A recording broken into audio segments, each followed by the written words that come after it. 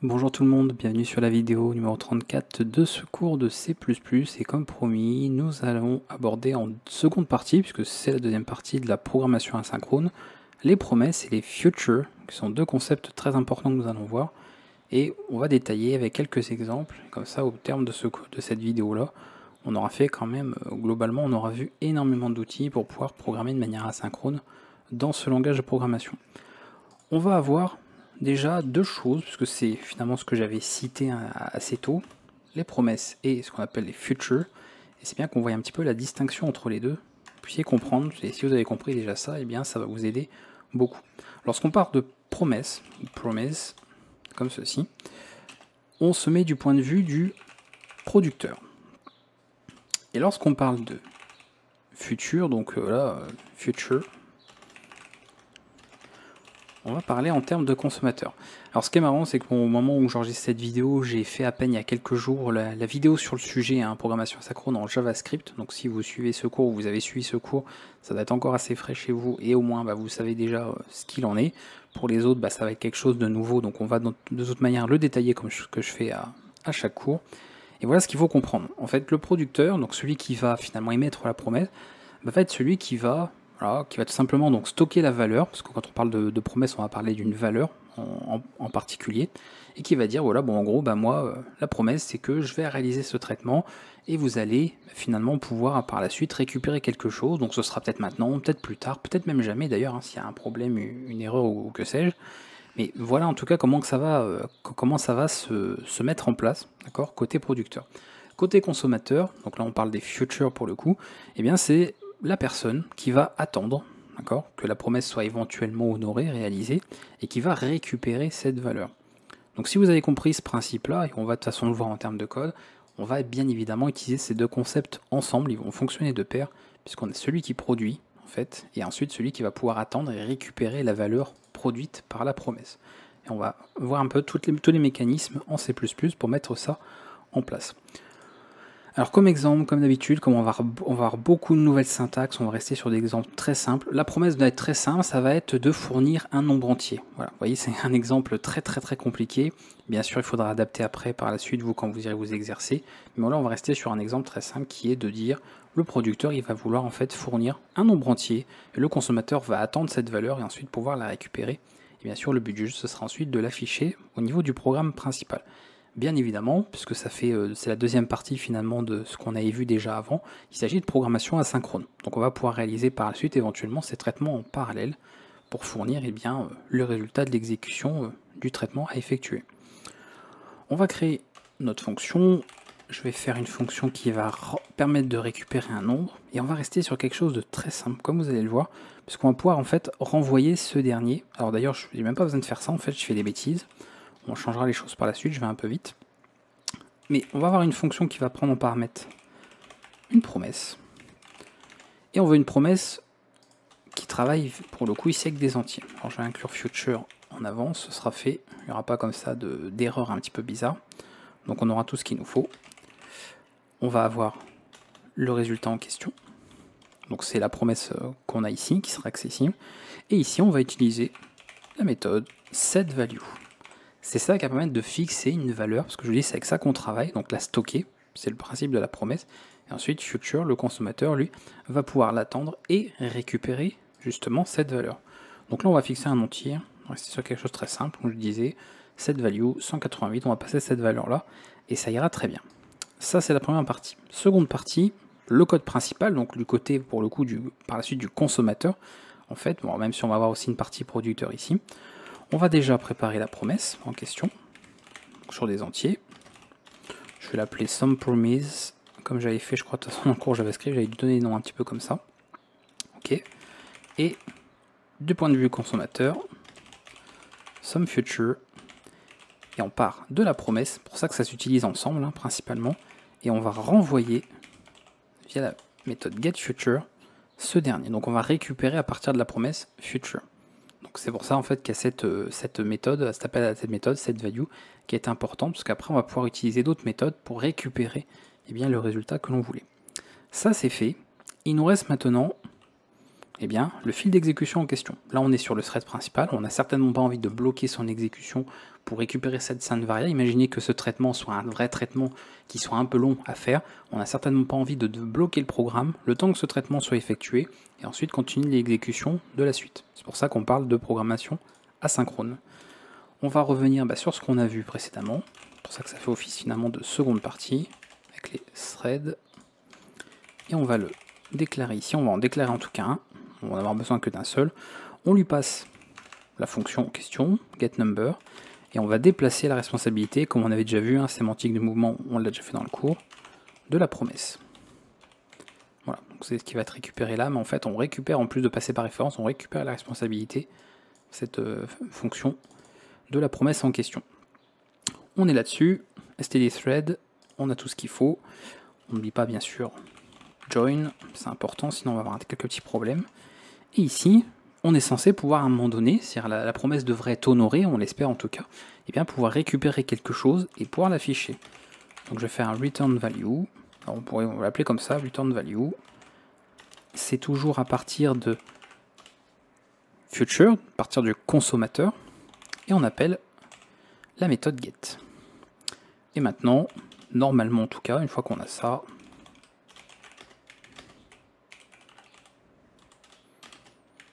on devrait avoir la valeur qu'on peut afficher.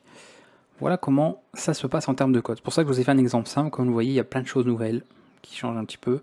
Ça peut peut-être sembler un peu compliqué pour certains, mais en même temps, nous sommes à la fin du cours C++. Donc bien évidemment, on a ce qu'il y avait d'avant, en fait, tout ce qu'on a vu précédemment, qui vient s'ajouter et qui est nécessaire, bien évidemment, à connaître. Et ça fait beaucoup de bien évidemment. Hop, on va compiler. J'espère que je n'ai pas fait d'erreur en même temps. Ce qui serait tout à fait possible. On a quoi? Future thread. Puis la moitié. Tac, c'est bon. On y va. On exécute le programme et nous avons bien récupéré, puisque le traitement, évidemment, pour l'exemple est très simple, la valeur qui est donc affichée. Voilà, la promesse a été honorée, ça a bien été récupéré avec get, on peut l'afficher. Pas de problème, et on pourrait donc avoir évidemment des traitements plus longs. Alors l'avantage, c'est que là, pour vous exercer, vous pourrez simuler des traitements qui prennent du temps, ou même carrément le faire avec des vrais traitements, pour le coup, qui prennent du temps, et de tester un petit peu tout ça dans des fils d'exécution séparés, pour voir un peu comment que ça se passe, et surtout mettre en pratique tout ça, parce que si c'est pas mis en pratique, vous n'allez pas forcément bien assimiler ces concepts-là, donc il faudra que ça vous serve vraiment sur des cas concrets par la suite. Ok, ceci étant fait, on peut aller un petit peu plus loin. Parce que le but aussi, je vous l'avais dit, c'était de rajouter quelques couches d'abstraction. Vous avez vu que c'est à nous à chaque fois de créer le thread, faut surtout pas oublier de rajouter ici un petit join par rapport au traitement qu'on fait. Bref, on gère tout ça alors que finalement, tout ce qu'on veut faire, nous, c'est de dire qu'on a un traitement et on veut qu'il soit exécuté de manière asynchrone. Et à la fin, on est censé avoir un résultat qui est récupéré, on affiche ce résultat, point. On ne veut pas aller plus loin.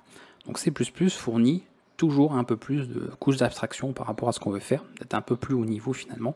Et là, on va s'occuper en fait, on n'aura plus la responsabilité finalement de créer de threads, etc. On va juste utiliser des outils qui vont les utiliser de manière transparente, de manière implicite, et nous on va plus s'occuper de tout ça. Voilà les petits changements qu'on va faire au niveau de notre code avec l'utilisation de async. Bon, ça je vais l'enlever, maintenant je l'ai expliqué, ça c'est bon. On va changer un peu le code qu'on a ici. On va envoyer un entier, int, ça change pas. Ici, on va être sur quelque chose de beaucoup plus simple. Vous allez voir pourquoi. En plus, ça permettra de réviser un petit peu les lambda, etc. Donc, ça fera pas de mal. Bon, enfin, on n'a pas fait beaucoup non plus sur des vidéos d'après. Donc, on va juste renvoyer l'entier classique. Donc, ça, attention, révision, vraiment révision de base du C++. Très important. Je vais enlever tout le code. Hop. Comme ça, on n'aura pas de piège. Je réécrirai des choses, mais c'est pas grave. Et on y va. On déclare en tout cas la promesse en question, ça ne change pas. Classique, toujours sur les entiers, puisque c'est ce qu'on travaille, c'est une promesse qui va renvoyer quelque chose sous forme d'entier, il n'y a pas de piège. Pareil ici, pas de changement, a priori, ok. Donc là, c'est exactement ce qu'on a fait jusqu'à présent. Là, j'ai littéralement réécrit du code que j'avais en lui. Voilà, mais au moins vous voyez un petit peu ce qu'il en est. On travaille avec une promesse, on déclare une promesse, même si on n'initialise pas. On a une future, donc, sur lequel à partir de la promesse on récupère celle-ci, puisque c'est le traitement ensuite qui va être fait. Et là nous allons avoir une nouveauté. Alors déjà, même à la rigueur, ce qu'on peut faire, c'est, puisqu'on va faire ça en amont, on récupère de future la valeur, ça ce sera fait, et on affiche le résultat de tout ça, puisque c'est finalement le but recherché. Ce qui est important, c'est entre les deux. Là, on n'a plus de thread, comme on l'a fait juste avant. On va pas s'occuper de ça, on va rajouter une surcouche, et on va utiliser async, qui va se charger de gérer tout ça de manière asynchrone. Dès qu'on utilise ça, cet objet-là, async, il va se charger de faire le traitement de manière asynchrone, et après on peut utiliser tout un tas d'outils pour gérer ça. Il va renvoyer en fait une future, d'accord, qui va représenter bien la valeur de retour, donc notamment cette valeur-là. Il va englober cette valeur, la récupérer et renvoyer une future. C'est le rôle en fait de async. Et async, quand on peut l'utiliser également avec des fonctions, enfin notamment une lambda, et on va le faire ici. Ce sera très bien ici. Some promise. Attention à la syntaxe, là, pas oublier la moitié des choses. Voilà, parenthèse fermante, le point virgule. Comme ça, ça fait petite révision de ça. Bon, on va récupérer de manière intermédiaire, la variable, ce sera fait. Get number, ok. Et ensuite, la promesse, set value de n. Voilà, j'aurais pu faire ça évidemment dans une fonction à part, mais c'est des choses qu'on a déjà vues dans le cours. C'est que de la révision, il n'y a rien de nouveau au niveau de cette syntaxe ici en C++. C'est du classique de ce qu'on a déjà vu. Async va renvoyer un future avec la valeur ici de retour de notre fonction. On sera récupéré tel quel dans un future, donc c'est bien le cas. Une fois que c'est récupéré avec get, on est censé pouvoir récupérer la valeur si on n'a pas fait de bêtises et l'afficher, et c'est très bien comme ça. On va donc compiler, exécuter et voir si tout est bon. Vous voyez qu'il y a des choses qu'on a enlevées en fait qui simplifient un petit peu le code qu'on a. J'ai peut-être oublié quelque chose. Peut-être, oui. Non, non. Ah, aurais-je fait une erreur dans la syntaxe? Ah non. C'est un warning par contre. Oui, c'est juste un avertissement. Ce qui me dit que je n'utilise pas le résultat, mais ça nous va. De toute façon, on va le modifier après un petit peu. Bon, c'est un avertissement, mais tout va bien. Donc on a comme ça, récupérer, on va changer, puisque ça que... On pourrait se poser la question, est-ce qu'effectivement ça a bien été compilé quand même? Est-ce qu'on a bien tout récupéré? Voilà, donc vous voyez que ça fonctionne, il n'y a pas de problème. On a bien l'information qu'il faut. Donc on a, comme d'habitude, la promesse future sur lequel ensuite on récupère à partir de la promesse en question. On fait un appel avec async, fonction async, dans laquelle on a notre petite lambda. On fait appel à la fonction ici, et on fixe la valeur par rapport au retour de cette fonction. Async renvoie une future, donc c'est bien ce qui a été passé ici, je vous rappelle, parce que c'est ça qu'on utilise. Et ensuite, on fait un appel à get, on affiche le résultat.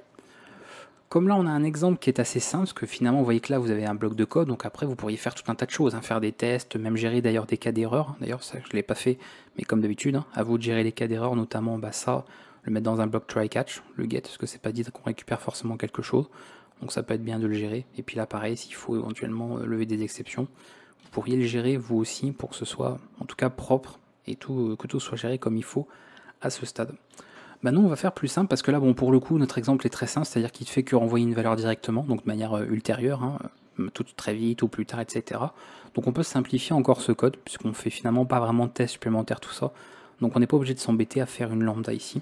On peut faire encore plus simple, et même j'ai envie de dire plus simple en ne faisant même pas la promesse ici, puisqu'elle pourrait être créée implicitement par async. Donc là on va simplifier un petit peu les choses. Alors ça je vais le laisser, ça je l'enlève. Voilà. Tout ça, je l'enlève. Donc là, pour le coup, vous allez voir, on va vraiment réduire le code à son strict minimum. On a donc notre traitement asynchrone, c'est ça. Fonction très compliquée, je le rappelle. Et ensuite, on enlève tout. On fait l'appel à async ici. Et qu'est-ce qu'on met en argument? Eh bien, la fonction en question. Fin. Voilà. Donc c'est très pratique comme outil. Vous voyez qu'on est plus haut niveau dans ce cas-là. On n'a pas besoin d'écrire les threads et on n'a même plus besoin ici, en tout cas dans ce cas précis, parce que le code est très simple, c'est juste une question, un renvoi de valeur et c'est tout. On n'a pas finalement de traitement asynchrone plus complexe. Donc on peut directement passer comme ça et ça fonctionne très bien. On récupère tout, on affiche. On va quand même refaire un hop une compilation et réexécuter le programme pour qu'on ait tout qui soit fait. D'ailleurs, thread, on peut l'enlever. Hop. Oui, d'ailleurs, qu'on n'a plus d'avertissement, c'est normal. Je recompile une nouvelle fois parce que j'ai enlevé le fichier en tête et voilà. Donc il n'y a pas de problème. On peut gérer ça comme ça fonctionne tel quel. Donc attention, c'est pas magique, c'est évidemment lié au fait qu'on fait un appel à sync qui va se charger d'utiliser les promesses comme il faut, de créer, parce qu'il renvoie en fait une std future, donc il va se charger de le faire.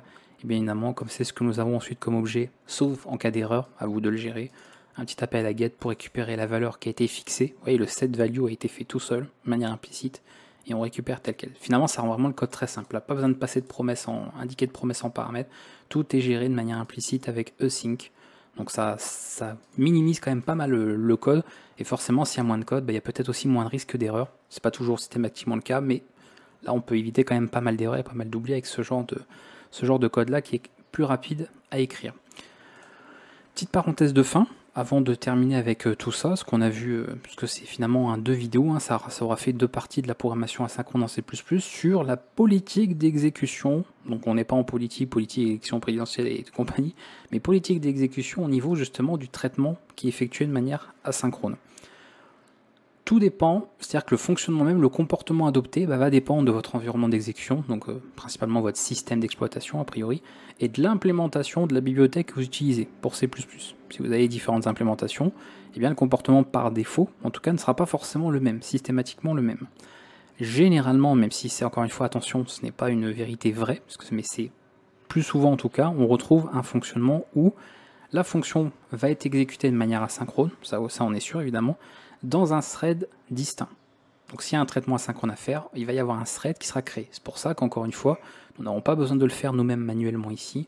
Voilà, on n'est plus sur quelque chose de plus haut niveau, on est sur une surcouche d'abstraction, on ne s'embête pas avec tout ça. Mais c'est pas sûr. Voilà, c'est justement pas sûr. On pourrait également avoir un traitement qui est fait de manière différée, d'accord? C'est-à-dire au moment où on fait l'appel à get, effectivement, c'est là qu'on va avoir tout le traitement qui va être fait. D'accord. Donc l'appelant, il est responsable de déclencher l'exécution de la fonction, évidemment, et tout peut être fait de manière différée. Si vous voulez vous-même choisir, manuellement vous assurer d'utiliser la bonne politique d'exécution, parmi ces deux-là, on en a éventuellement d'autres où on pourrait éventuellement laisser l'environnement choisir ce qui est préférable pour les deux, mais ça, faut faire attention aussi avec ce genre de cas, et bien c'est le spécifié en premier argument de async, tout simplement. Donc là, si on veut le traitement, j'ai envie de dire peut-être le plus classique, on peut dire ça comme ça, c'est de passer par std launch, pardon, c'est pas async, et async. Ça, c'est traitement asynchrone, et on fait ce traitement dans un autre thread, un thread list. Au moins, vous avez cette garantie-là, de cette politique d'exécution, si vous passez ce premier argument. Si vous voulez que ce soit fait en différé, deferred, on a ce mode-là. Voilà, il y aurait any, je vous disais, ça va être choisi selon le contexte, lequel on utilise, mais je ne recommande pas forcément, c'est encore un cas différent. Donc le plus courant, bien sûr, ce sera, ça va être celui-là. Là, on a un thread distinct pour faire le traitement de manière asynchrone. Donc vous pouvez l'utiliser à chaque fois que vous faites un async, sauf si vous voulez bien sûr un autre comportement qui soit appliqué au niveau du traitement que vous voulez faire. Et là, on a vu beaucoup de choses qui permet comme ça de conclure un petit peu cette nouvelle vidéo de C++ et ce qui était la deuxième partie concernant la programmation asynchrone. J'espère que ça aura été clair par rapport à tout ça. N'hésitez pas, encore une fois, à bien réviser tout ça, revoir les vidéos, prendre des notes, à vous exercer, écrire plein de programmes. Il faut tester pour comprendre, poser des questions bien évidemment en commentaire, il ne faut pas hésiter non plus dans tous les cas. Et bien d'avoir assimilé et compris ce principe de promesse. On est vraiment en fait le producteur, c'est lui qui stocke la valeur, et les futures, qui est donc finalement fait office de consommateur, qui va attendre et récupérer la valeur qui sera fournie donc ultérieurement par justement la promesse. Enfin, c'est le future, mais c'est la promesse finalement qui est honorée ou pas. Si jamais il y a un problème, une erreur ou que sais-je. Donc comme ça, vous avez vraiment tout qui est détaillé, toutes les informations vous ont été données. Et ça conclut pas mal un petit peu avec tout ce que nous avions. Dans tous les cas, si vous êtes bloqué quelque part, s'il y a quelque chose que vous n'avez pas compris, alors si c'est propre à des choses que j'ai pu montrer dans la vidéo, d'autres syntaxes, il faudra revenir sur des vidéos précédentes, hein. Ça a été abordé dans le cours, il n'y a rien de nouveau. Après, c'est plus des questions d'ordre concernant la programmation asynchrone, des choses que vous n'avez pas forcément trouvé assez claires, vous n'avez pas l'impression d'avoir compris. Comme d'habitude, n'hésitez pas à demander plus d'explications, si je peux vous apporter quelques éclaircissements sur les points de détail. Ça peut vous aider un petit peu à assimiler davantage et surtout mieux comprendre tout ce qui a été dit là. Je vous dis à bientôt pour la suite, on se retrouve bien sûr pour plein d'autres vidéos, plein d'autres contenus sur la chaîne. Ciao tout le monde!